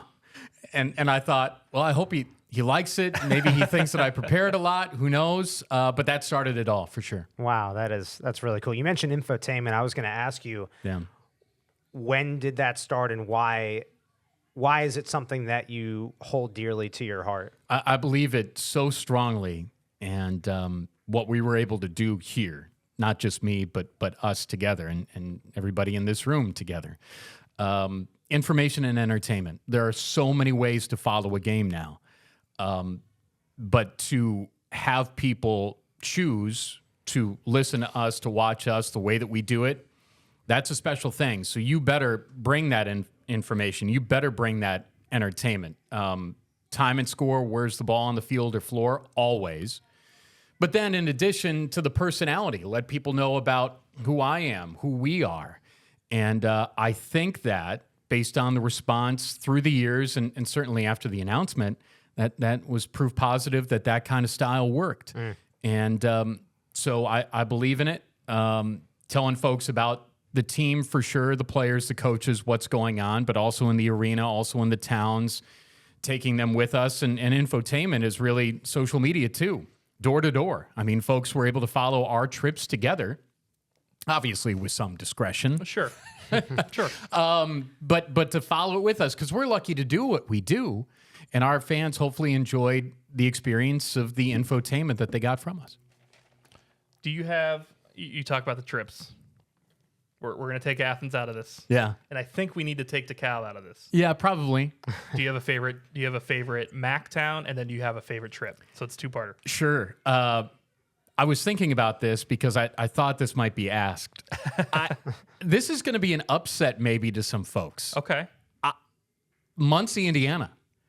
I think that is an upset. It might be. But I'm excited to hear why. They've got a lot in Muncie. Funcie's got a lot of fun to it. They've got, outside of Athens, and again, Buffalo's a little different. Kalamazoo's a little different because they're bigger city. Yeah. But they have the best downtown steak restaurant in the MAC. Trust Your Butcher Steakhouse. It is tremendous, and it's right down the street from where we stay there. And every time I'm there, I love it. So Rob Cornelius and I would buy him dinner. His birthday's around my birthday, so I buy him dinner and drinks around the road trip around his birthday, and he returns a favor. Well, this past year, it turned out that his birthday, and we had fun, Cuyahoga Falls, that area there, great. Yeah, oh yeah. There's a speakeasy. It was awesome. Wonderful hotel. But then my birthday was the trip around Ball State, and I thought, oh boy, here we go. And so it's the music, it's the food, it's the ambiance, it's everything. There's a mezuzah on the door. Sam, you're Jewish, I'm Jewish, so I saw that, and there's some ties to Israel and the Jewish faith there. So I thought, gosh, this is great. There's a great Y there. There's the great. I think we can say this. It's a sign. There is the greatest liquor store sign in the history of the world. I was about to ask in you about Muncie, that. Indiana. So yes. Every time I go there, I take a picture of it. It is a muscular Charlie Cardinal tapping a keg. It's sun faded, but it's not all uniform in the sun fading. It's a piece of art, and if that is if that is ever missing, folks are going to know where to go because it's going to be me. But that would be my favorite in the league, and then the favorite trip had to have been the run of 2012. Cleveland to Nashville to St. Louis. And Dan Hauser, who's the athletic director at High Point now, was the associate AD here when I got hired. So he and Jim Schaus hired me. But anyway, I convinced Dan that Rob and I needed to be at the Media Hotel, which just so happened to be a block north of Broadway in Nashville and a block north of the arena. And so that's where we were. The team was out by the airport.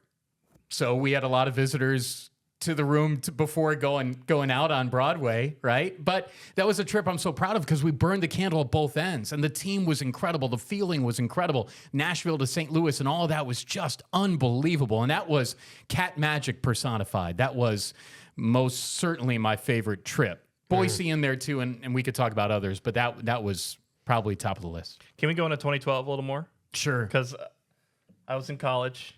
It was a fun time. Oh, yeah. I want to talk about the championship game in Cleveland. Okay, yeah.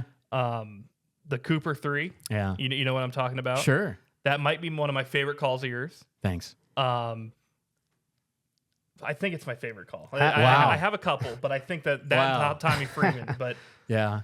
The feeling around that team going into the semifinals, you almost kind of knew. Yes. Did you think they were destined to make that run? Without a doubt. Yeah. I'm getting goosebumps now. Yeah. And I don't know why I keep bumping into the mic. Maybe I need to lower it. That team, they had it all. They had toughness. They had swagger. They had confidence. They had ability. They had the coach. They had all of it. And for whatever reason, not to say that other teams at Ohio didn't, because this fan base has taken to a lot of really great teams. We've been really fortunate here. But the whole feeling around that team, you felt it as a student. It just kind of permeated from the floor to the stands to the broadcast and in the arena. I didn't think that team would lose a game. And the run in Cleveland and to beat Akron, it was important. Obviously, the rivalry was big, but the Bobcat fans were incredible in that arena. And obviously DJ and I, he's from Chicago and I'm from the Chicagoland area. Man, we had a really good bond here. And so there were so many things in that arena that night, and then the celebration afterwards, and then the selection. And I remember going on a talk show across the state of Michigan. And Jordan Bowes, who went to Grand Valley State, he board up and worked with the show. But I went on a show and I said, I love the draw, and I think Ohio's going to beat Michigan. And I also said, I think Ohio's going to be in the Sweet 16 because I love that draw. And boom, there it was. Yeah. Very close to the Elite Eight. That game. We talked about this too. Man. Yeah, I could hear there's the thrill and then the agony of defeat, and the thrill of victory and the agony of defeat. All of it together, because that was the greatest traveling party of fans for a MAC basketball run in the NCAA tournament ever, because it allowed it to be. I'd have to look back, but when Kent State went to the Elite Eight, that was in Lexington, I think. I could be wrong. And they traveled well, for sure. But Ohio fans were incredible. You talk about stand up and cheer and OU, oh yeah, and all of that. When that big cat flag unfurled at the Edward Jones Dome in St. Louis, and we're courtside. Tony Castricombe was our engineer. He's the voice of the Washington Huskies now, and he's had a tremendous career. So it was all of us together, and the Bobcat fans, and that's a city I know pretty well with the Valley Tournament and all. So I, with the Missouri Valley Conference and my ties to SIU and being alum, to be there was incredible. And for that shot to be so close to going in, I definitely did shed a tear on the air. You could hear it in the final call and the recap of it. But that was a really special time. Yeah. Let's talk about that football bowl win in 2011, the first bowl win ever for Ohio football, a signature moment. What do you remember most about preparing for that game as a broadcaster? Take us behind the scenes of your preparation for that game and what it meant to the city of Athens. Sure. So you have to rewind a little bit because there was just utter heartbreak in the game prior. That 2011 team was really good, really good. And going to Detroit and having that 20-0 lead. And so then what happens next? Okay. There are a lot of teams across the country, I'm sure of it, that could have said, you know what? We lost in that heartbreaking fashion. We're done. The season's over. It's a long trip, right? And so initially, now I've been there a couple of times before. I knew Boise was an awesome city. And there are a couple of guarantees that I had in life. One was that everybody that was on that trip was going to enjoy it. Boise is awesome, and we had a lot of fun. And everybody on that trip had a lot of fun. But from the getting over the emotions and turning the page standpoint, that's probably as proud as you could be of an Ohio team. From the utter heartbreak to get right back, make that long trip, and say, hey, all right, that happened, but we're moving forward. And that's a testament to Frank Solich, everybody, players, staff, everybody. I get a little choked up about it too because I'm pretty emotional. I'm living that now as we talk about it. It was a great game. It was a great trip for. I remember the throw to Levon Brazil over the middle, and that was. I mean, he was wide open. There was no way Tyler was going to miss him, and Levon caught it, and boom, there it was, and that started the run to the finish. The Levon Brazil catch. You're talking about the one inside the 10 that took 10 minutes. To fill? not the I replay. want to ask you about that. Not one. the replay one, but the one. You show me that one. The touchdown prior was right down. So it would have been in the third quarter. And Levon and Tyler, man, you talk about quarterbacks here. And Ohio's been so fortunate to have some really good quarterbacks. But Tyler was the one, what he could do with his arm, his legs, obviously his mental ability to be able to communicate the game to everybody else, but also to execute the plan, he could do it. And he was pretty steady, rock solid, right? So that pass and then Ohio's defense and then the replay review of this, yes, no, we're replaying it again, down, Ohio ball, here we go again. Yeah. How'd you fill that 10 minutes? We just kept talking about what we were seeing. And fortunately, the press box and the booth there at Albertson Stadium at Boise State is state of the art. I mean, it's awesome. So the TV, we're watching it. Rob and I are talking about it, communicating it. Luckily, Brian Bush, who's now the basketball voice at Michigan, was our sideline reporter that year and for that game. And so we had it pretty much figured out, and then we thought that they had it figured out. And then ultimately it was down, not a touchdown, Ohio ball, and you've got to, again, that team had to respond. And man, did they respond. That Settleton run. Yeah. Did it with his legs. He did, and that was the cool thing because the press box, we're above it. That was to the far side. And as I'm calling the play, I can see he's got the leverage. He's got it. And I knew his speed. I knew he could get there. And he got there. And then the most important extra point in Ohio football history, Matt Weller connected on it. And the cool thing about that trip, too, was we stayed that night. Normally, you come back. Yep. We stayed. So it was legit week in Boise. Wow. So that was really fun to celebrate, and everybody had a great time. And fortunately, everybody made it back to Athens safely. You want to talk about steady as a rock, Matt Weller? Yes, he was. So the division clincher, Bowling Green. Yes. Oh yeah. Evan Shaw, who does work for NFL Films and so many other outlets, and he's a tremendous video. And that's another thing. We've had so many great people behind the scenes here that have captured these moments too. But anyway, he put together the drive, the winning drive. And I remember, and it's on YouTube, you can find it. And Rob and I talked about it. This was a drive. You'd like to end it with points, but maybe you can bleed that clock all the way down. It was like a 20-minute drive. Yeah, oh yeah. It took forever. And it was a frigid night. Oh, it was awful. It was all set up perfectly for Weller to hit it. And we've had so many great kickers here too.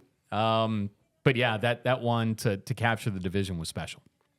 We talked about some games, obviously, interviews with student athletes, coaches, anybody here at Ohio University.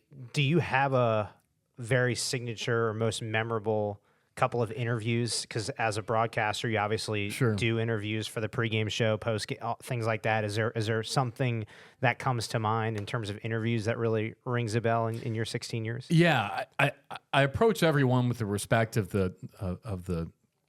respect for the student athlete, coach, whomever I'm interviewing, because I know that we get to talk on the air all the time. It's their time to tell their story, or hopefully we kind of guide them through the nuggets of what it is that we want to talk about, right? But I think that top of the bat handle has to be the interview with Mike Schmidt when he came back for the first time in a long time.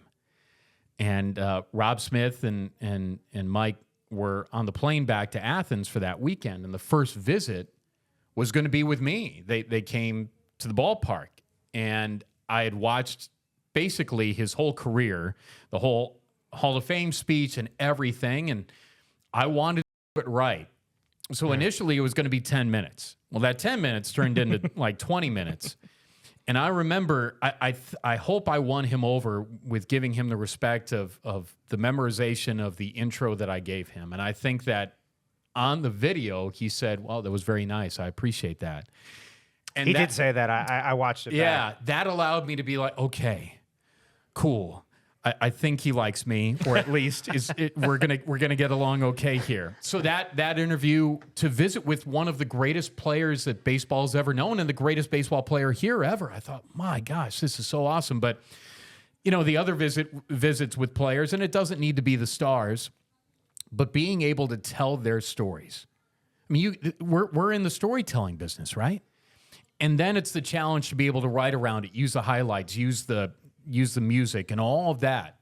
Those were so important, not only for the time that they were on the air, but because for the student athletes, maybe that's a keepsake for them to remember that game, that time, that interview, all of that. So, and then the others, the legends. I mean, to be able to visit with Frank Solich every week, sometimes at interesting locations, around town. Nice. Right. Well, just from the standpoint of where we've had our coaches shows, right? And I thought, gosh, I'm here with a legendary football man here. Hall of Famer. Yeah. And we're just talking at 11 o'clock in the morning at a pizza shop. And it was cool, So there have been so many, for sure. Yeah. Well, go ahead. Can we keep talking baseball? Please. How many no-hitters have you called? I know you've done One. some minor league baseball. That's the only one you've ever called? The only one. Connor Sitz, 2015. A little unexpected from Connor, right? Sure. I mean, a 9-inning no-hitter is rare in college baseball. Yeah. Take us through that and what it was like to call. I know you're a baseball guy, so what it was like to call a no-hitter and in the MAC tournament of all places. It was the first MAC tournament no-hitter. It was the first Ohio no-hitter in some years. And Connor Sitz, to say crafty, I don't know if it does his stuff justice, but just the combination of that day, bright sunshine, it was a beautiful day. Ohio felt good going in to that. They felt, all right, this is a worst to first sort of situation here. And that coaching staff did a wonderful job with that team. Rob Smith and the rest of the staff. So as it was going, I thought, we might have something here. And that game is my example of the broadcaster jinx does not exist, because I talked about it from the fourth inning on, because I kind of had a sense. And you got to say that there are no hits in this game. Bowling Green has no hits. And it wasn't close to a perfecto, but his stuff was good enough. He had swing and a miss stuff, and he had pitch to contact stuff, and Ohio's defense was really, really good. So I thought, okay. And as it kept going, you thought, well, this has to happen. It has to happen. And the lead into the final call, the final pitch, was this incredible story could continue with the no-hitter. And it did on a swing and a miss. And then the glove was thrown in the air, or however the celebration was. But it was a perfect part of a perfect run for Ohio, which was really cool. That picture is in Julie's office. It's the first Really? one. It Am I is. right? Yeah, that's a good one. Yeah. Yeah. 5 walks, to your point, 4 Yeah. strikeouts. I'm looking at his final line. So Yeah. that's unbelievable. Sure. That's really cool. If you had to pick one sport to do, and you could only do one, what would it be? Major League Baseball. I think that baseball is the perfect sport for radio, but also there are so many things throughout the course of the season that you could get into, and I think baseball allows you to include the entertainment portion in addition to the info. We could get bogged down by all the numbers. You could number yourself to death, right? But everything throughout the course of the season and just how romantic it is. I mean, baseball and radio, I mean, that's peas and carrots. That's peanut butter and jelly. I mean, that is everything that you'd ever want. And that's the pinnacle of radio. And I've done 20 plus years of baseball, not full on seasons, but if some major league team asked me, do you think that you could step in and do this game tonight? I'd be nervous as all heck, but I believe that I could do it. The opportunities, that's like winning the lottery, marrying a supermodel and driving the greatest car ever. And I mean, it doesn't happen very often, but that my style for basketball, I think is very suited for high level. And then football is the hardest because you just don't do it as much. Right. Mm-hmm. And I'm a perfectionist and the field is so big and you've got 22 guys on the field. It's a lot.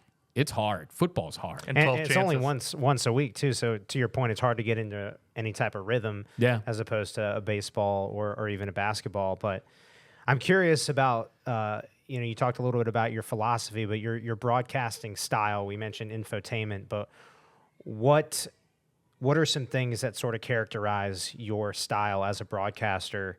As you prepare for a game, as you call a game, what are some of the things in terms of your philosophy? I want to be as honest as I possibly can. I need the listeners to be able to trust me and us. I also want them to feel that the time that they listen to us or watch us is valuable to them. We do this all the time, but it might be a game that they get to catch where they normally don't. You never know what it means to someone. You never know what it means to the fans. You never know what it means to the team, what it means to the program, all of this. So you better bring it. We all need to bring it each and every time. And the same philosophy works, with all the people that I've worked with, the camera and people back. I want to do my absolute best each and every time. But it goes back to how I was raised, going to all these games, seeing the games that I was able to see, the philosophy of being informed and having a good understanding of things. That goes back to the 1,000 games that I saw before I got to college. I'm so fortunate. I mean, how I was brought up with my parents, my mom and dad going to games. So when you hear or see a game that I'm on, that is the latest example of all of that wrapped up into one. And yes, we work for the department. I used to work here. So yes, there is that. You got to be careful sometimes, right? But I'd like to think that when people listen to me and us, that they thought, okay, we're not just being Peter positive for positive sake. If Ohio's 13 for 13 from 3, we're going to talk about it. If they're 0 for 13 from 3, we're going to talk about it. And then just let your mind go for whatever you see and whatever you need to communicate, and also have fun with it too. That's really my philosophy, all wrapped up in one. And I want them to think that, this is high level. I don't care if I'm doing a junior college game, high school, it doesn't matter. I want people to think that our product is high level. And I hope that they did in 16 years of me working here. Have you tracked all the games you've been to? So I have the sheet. My dad started back, obviously. Every game is tracked. So he gave it to me too early because I didn't appreciate it enough then, okay? Because he gave me the sheet of the games that my first game, I think, was Northern Illinois against Loyola before I was a year old. And so he wrote all of them down with the score and the date. He gave it to me. I think it might have been around my bar mitzvah. I was 13, right? Yeah. And I didn't keep up with it. And that's a regret for sure. But it was over 500 men's basketball games here, 197 football, and then add in all the baseball. So it was over 1,000 games at Ohio. We need to get you on Memento. We need to get you. You need to take a day and and knock it out because they're about to add stats. This is a plug for an app that isn't a sponsor, but they're about to add stats, so you can add up. They're going to put in. You can say, all right, I saw DJ Cooper score. You saw them all. Yeah. So that's easy for you. But triple-double at Portland. Yes. That was the lead into that trip, too, because basketball played at Portland, and then we drove from Portland to Boise, and that led into that whole deal. I listened to that game. I very vividly remember that game. Really? Because it was streamed on Portland's website. Yeah. And we listened to you. Thank you. And it was over Christmas break. And Portland had a mascot game at halftime, which was absolutely ridiculous. And you were describing the mascot game? That one I don't know. I don't think so. I went for a walk or something. Yeah, it was halftime. And we had you on, and we were watching the game. And I remember I was watching with my parents at our house, and we were very entertained. And then all of a sudden, Cooper had a triple-double. And so I remember that game very, very vividly. We toured the Nike campus on that trip, too. And so there's so many elements of all these road trips and everything, too. But it's been really fun. So as you think back to your career here, 16 seasons, we talked about a lot. Is there something that you want the fans, that you want just people in general to know about, what it meant to be here for this long? Because it's unbelievable as we documented.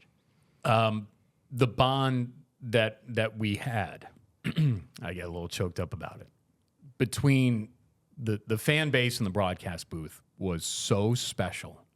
And I'm not saying everybody we could shoot for 85-15. Hopefully, that's probably the best that we can do, right? The legends, the Vin Scullys are at 95-5. But 85-15 is the best thing that you could hope for. And I'm talking all ages. And the way that I did it and we did it here somehow seemed to resonate from kids listening to games with their parents or whomever. To college students, which is rare anymore, right? And then to young alums, to local folks, to affluent boosters, or people that just go to a game every once in a while. That bond is something I will never, ever take for granted, and I will never forget. And so that shows, and the response from the announcement is just proof positive that it worked, and I felt good about what we did here.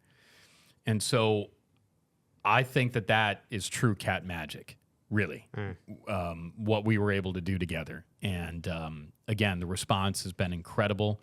But also, I want folks to know, too, that, yes, I put the words to those moments. We put the words to those moments, but we weren't doing those moments. It was all credit to the players, the staffs, the coaches, and every administration to allow that to happen, because I don't care what level you're on. The amount of wins, the amount of special moments, the amount of special things that I was able to put words to, that we were able to put words to in 16 years here, that would be what any voice anywhere would hope to have in their broadcasting career. And when I put together that 16 years in 10 minutes, if you haven't watched it, you need to go listen to it. You need to listen to it. Because I wrote down just so I wouldn't forget. And there were so many moments here, but there were 40-some moments on there. Every division winner, every NCAA tournament run, every MAC tournament, everything. And that includes women's basketball and softball. To get the softball game on the air from Lexington in their first NCAA tournament, that was important to me. And the other thing, too, is I want people to know that I gave it everything I had, each and every time. Every time. And it didn't matter what was going on the rest of my life, good, bad, indifferent. It was when it was time to go, it was time to go. And we had a lot of fun doing it. And so that right there is true infotainment. The last thing I'll say is I don't know how you ever prepared for a basketball game, because every time I looked up, there was always a fan hanging around talking to you, and you were great with them, and it was phenomenal. But I always thought, he's got to go on the air in 5 minutes. That's the other. That loosens you up a little bit, though, with the fan dialogue. It does. Yeah. And that's the special thing about it, too. Mm-hmm. Coaches shows and our broadcast position here. So now I was thinking about weird moments. So we were in Jamaica, Montego Bay. Ohio's playing Loyola Marymount in the second game of that I think it was 2017 or 18. Anyway, we're right next to Ohio's bench. Inbounds was kicked, and it nearly broke my nose.